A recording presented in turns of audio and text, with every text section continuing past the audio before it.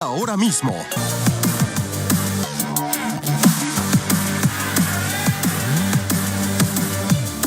Escuchas a José Cárdenas. Bienvenido, ¿cómo estás? Bien, Pepe, gracias. Usted puede leer la columna de Alfonso en el periódico El Universal todos los jueves. Hay que hacerlo ya como una especie de mantra periodístico, pero él también colabora con nosotros. Él es presidente de Grupo Consultor Interdisciplinario, que es una empresa de comunicación política, y colabora con nosotros también los jueves. Bienvenido, Alfonso, qué gusto recibirte. Para mí también, Pepe.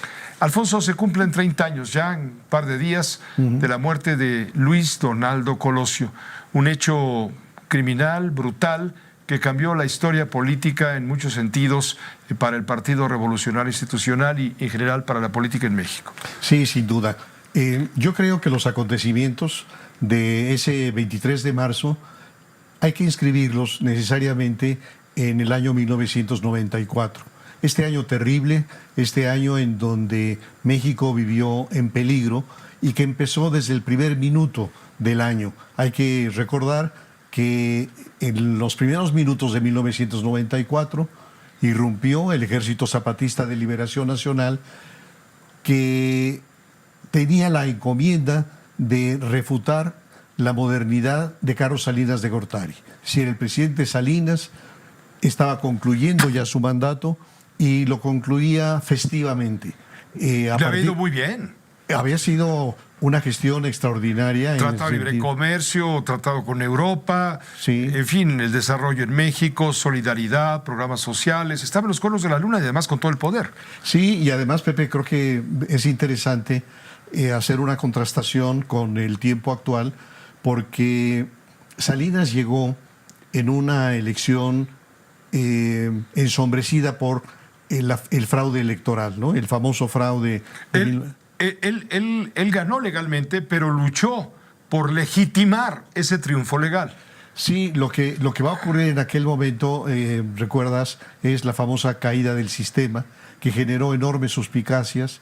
El presidente de la Comisión Federal Electoral, porque no existía IFE, era Manuel Bartlett, secretario de Gobernación. Y a la hora de asumir la presidencia, Salinas, había sospechas respecto a la legitimidad de su mandato. ¿Y qué es lo que hace? Que en los siguientes días, si recuerdo bien, el 6 de enero de 89, da el quinazo.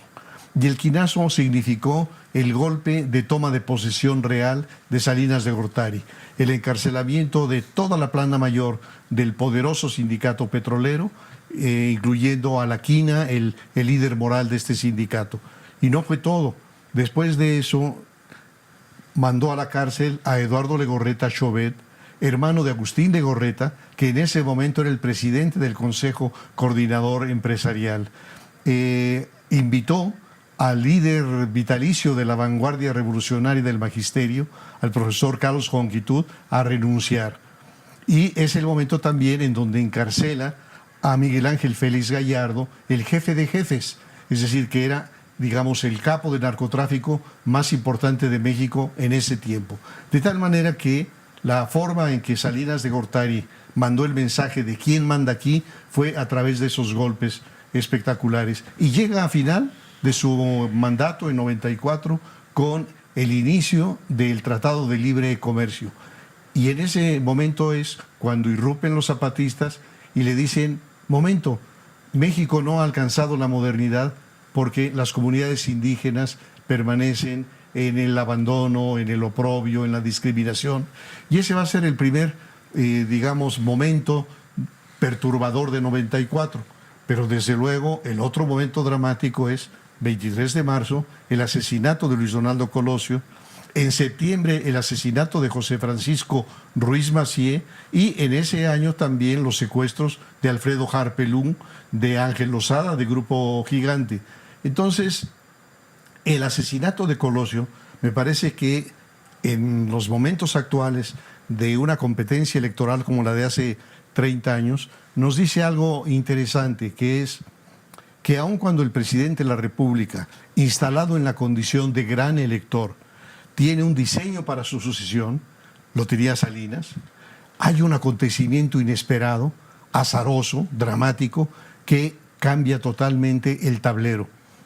no es la primera vez que ocurre una muerte que modifica el tablero. En el periodo, por ejemplo, de Miguel Alemán Valdés, hubo dos muertes muy significativas, la del secretario de Gobernación, Héctor Pérez Martínez, y la de el gran amigo de Miguel Alemán, que era Ramos Millán.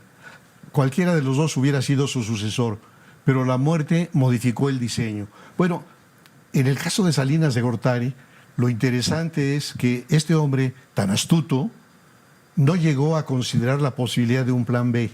Es decir, que él apostó todo a que Colosio, su creación, sería su sucesor. Y aquí también, Pepe, vale la pena recordar a un presidente más astuto que fue Luis Echeverría.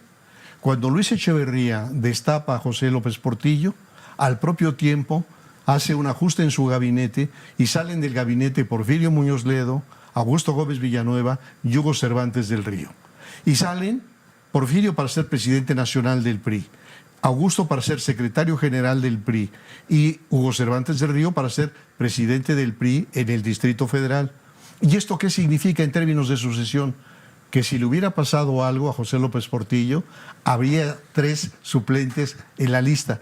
Salinas no tuvo un suplente en la lista, de tal manera que a la hora en que asesinan a Luis Donaldo se queda sin cartas, porque las cartas posibles, Pedro Aspe, Manuel Camacho, estaban en el gabinete y no cumplían el requisito constitucional de haber dejado el gabinete 6 meses antes. Entonces es muy interesante ver cómo una condición azarosa, como el asesinato de Colosio, pasado mañana cumplirán 30 años, mueve el diseño y lleva a la presidencia a quien no estaba en el radar de Carlos Salinas, a Ernesto Zedillo Ponce de León. Así que me parece que recordar todo esto es interesante, es una buena lección histórica.